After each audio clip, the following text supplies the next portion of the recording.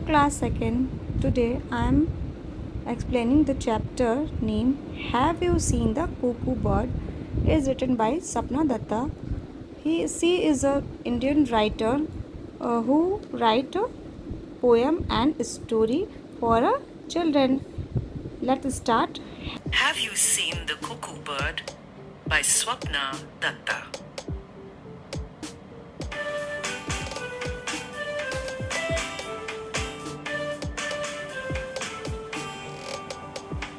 Have you seen the cuckoo bird with raven-colored wing?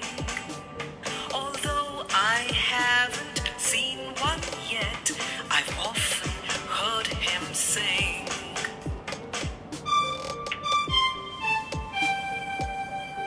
The cuckoo on our champak tree is hidden from our sight because the leaves are thick and close, but how he sings at night.